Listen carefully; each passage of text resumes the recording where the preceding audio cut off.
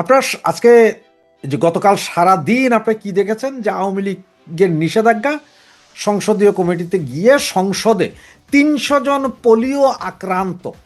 Polio আক্রান্ত এমপির কথাবার্তা ছাড়াই পাশ হয়ে গেছে। মানে যেই মাত্র বিলটা তুলেছে সেই মাত্রই ৩০০ জন পোলিও আক্রান্ত রোগী করে পাশ করে দিয়েছে। তো এতে আমাদের কি ছেঁড়া গেল গেল কিছু?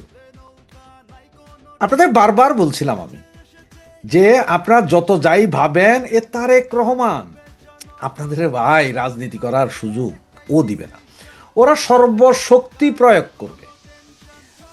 এই যে গতকালকে হয়েছে, আজকে দেখেন, আগামীকাল দেখেন, আরো এক সপ্তাহ দেখেন, প্রতিদিনই বিভিন্ন জায়গা থেকে শুনতে পারবেন যে ফেসবুকে পোস্ট দেওয়ার কারণে আপনার বাড়ি আক্রান্ত হয়েছে, অমুকের বাড়িতে হামলা চালাইছে ফেসবুকে জয় বাংলা লেখার কারণে, আওয়ামী লীগ লেখার কারণে।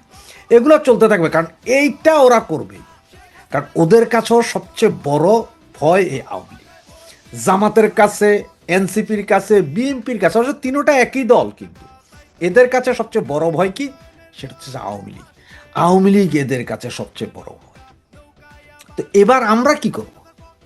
আমি আপনাদেরকে গত পরশু দিনে একটা ভিডিওতে বলেছিলাম যে নিষেধাজ্ঞা দেওয়ার পর হয়তো আমাদের মাননীয় সাবেক প্রধানমন্ত্রী, আমাদের জননেত্রী শেখ হাসিনা হয়তো হঠাৎ করে এসে হয়তো ঘুম থেকে উঠে দেখবেন যে 2 মিনিটের একটা ভিডিও ভাষণ সরাসরি ওনার ফেস দেখায় বলে দিচ্ছেন যে রাস্তায় নামো।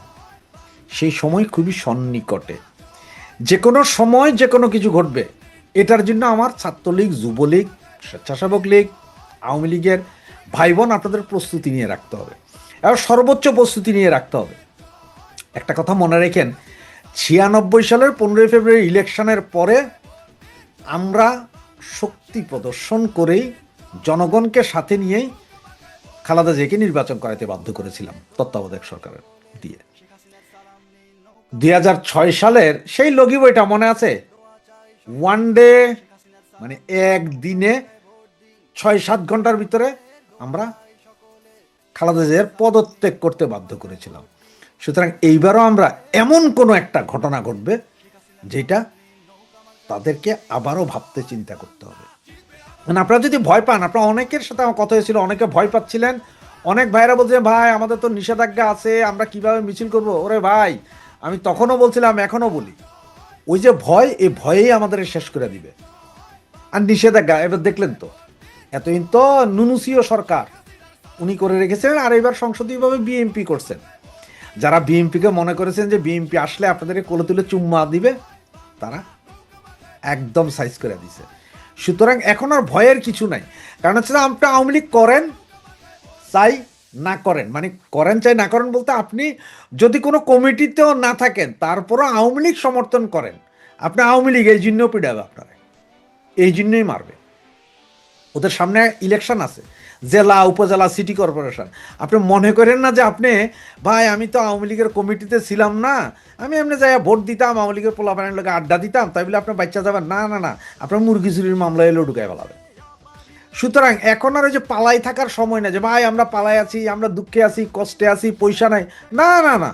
এখন পালাই থাকার চেয়ে তার সাথে জয় বাংলা স্লোগান দিয়ে জেলখানায় ঢুকে যাওয়া ভালো, কারণ জেলখানায় এখন লাখ লাখ আমাদের নেতাকর্মী আছে। 75-এর 15ই আগস্টের পরে 4.5 লাখ, প্রায় 4,65,000 নেতাকর্মী জেলে ছিল। এরা বেরিয়ে আসছে, 2-3 বছর লাগছে বেরিয়ে আসছে। ঠিক এখনো প্রায় আমাদের লাখখানিকের উপরে নেতাকর্মী আছে, এবং আরও যদি 2-4-5 লাখ আমরা ঢুকে যাই এখন, আমরাও বেরিয়ে আসবো, হয়তো 6 মাস 1 বছর লাগবে। আপনারা হয়তো অনেকে বলতে পারেন ভাই আমরা জেলে গেলে আমাদের পরিবার, ভাই আপনারা নিজেরাই বলেন যে আপনি এখন কষ্টে আছেন, দুঃখে আছেন, তা আপনি তো কোনো কাম কাজ করতে পারতেছেন, পালাই আছেন, তো কোথাও না কোথাও যেতে পালাই আছেন, তো পালাই থাকার দরকার কি? তার সাথে জয় বাংলা বলে আগে বারো দুইটা জায়গা জেলখানায়, অসুবিধা কি? এতে কি আমাদের কি খুব বেশি কিছু ছেড়া যাবে?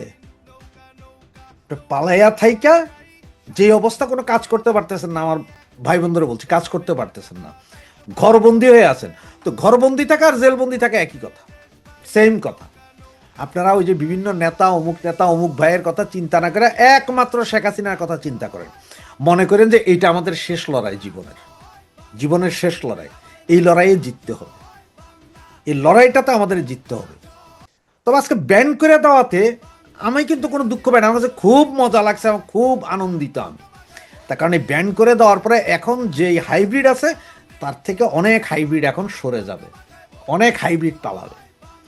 আর এই ব্যান করে দেওয়ার পরে আমার কাছে কি জানেন, আমার কাছে না, আমার সমবয়সী আমার ভাই বোন আত্মীয় স্বজন বন্ধু বান্ধব এদের কাছে আজকে একটা মজা লাগছে। এটা কি জানেন, আমরা 88, 90, 91, 91, 96, তারপর আপনার 2001, 2006-এর সেই মুহূর্তটা ফিরে পাচ্ছি।